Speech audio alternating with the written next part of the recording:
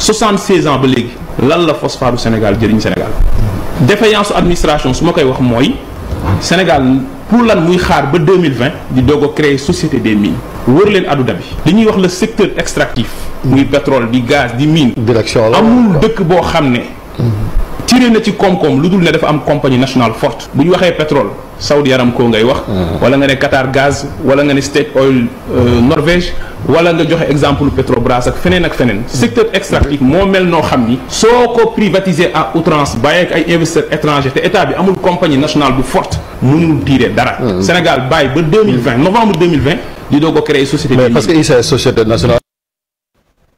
voilà mi ngi noonu moom Ngagne Demba Touré démb sax gis naa ay vidéo yoo xam ne doon na def visite ci lenn ci bërëb yi nga xam ne jàpp na ne ci ay responsabilité la nekk ba mu fa jógee nag gis naa rajo ba ne ca ndox ma defu reportage ni waa dëkk ba mere nañu ko ndax daa ñëw gis liggéeykat yi te demul gis waa dëkk ba yooyu yëpp di ay effort yoo xam ne mi ngi koy def lii nag la teg suñu loxo mooy limal nañu ay phosphate ak yeneen yu ni mel yoo xam ne ñoo ko moom mën nañ cee génne ay matières yu ñuy jariñoo lu tax ñu koy jëggaane.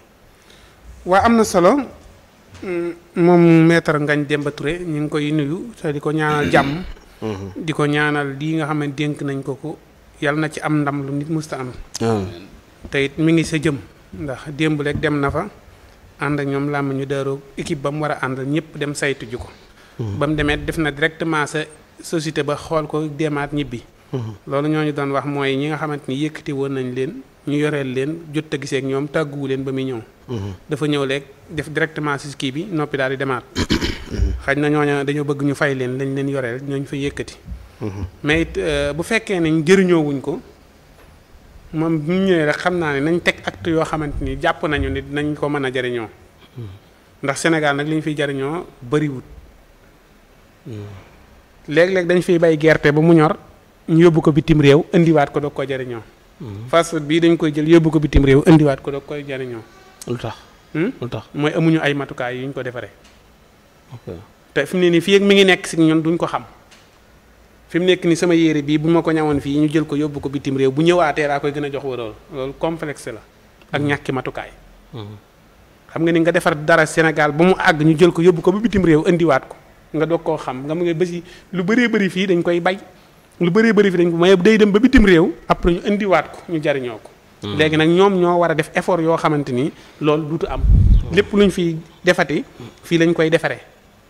ba si Casamance gi boo demee bari na fi ay garab yoo xamante ni ay dàng ak ñoom seen yu si bëree bëri dañ koy jël yóbbu ko ba bitim réew indiwaat ko doog ko jariñoo. dàng nuñ ko yóbbu.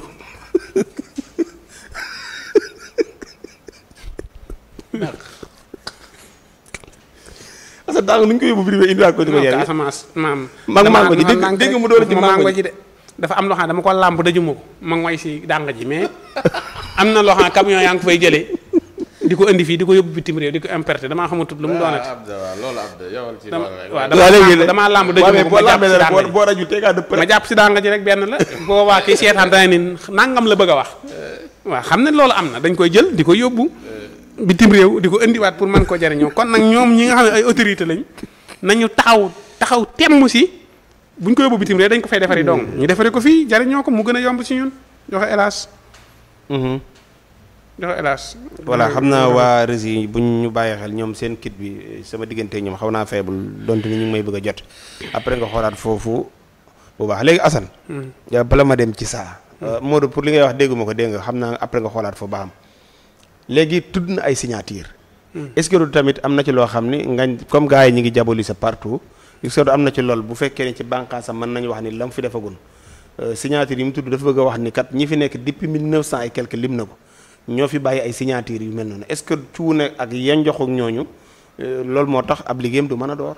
non parce que ay signature la fekk de. ak ay contrat non contrat yi ñu fi fekk gouvernement boo ñëwee fekk fi contrat bu la neexee nga xool contrat bi ba xam. mais dafa yàgg la wax yi mu fi fekk. waaw contrat amuñu nuñ ko defaree mënuñu koo defar il faut ñu am contrat pour ñu ko mën a defar moom mi bu ñëwee contrat da koy renouveler rek ba ñuy mën a am ay matukaay yoo xamante ni moom lañ koy defaree buñ ko amee suñuy matukaay am suñu usine bopp boobaa contrat yi mën nañ koo arrêté di defal lépp suñu bopp mais fii ak mënuñoo defal lépp suñu bopp contrat yi day continuer di am.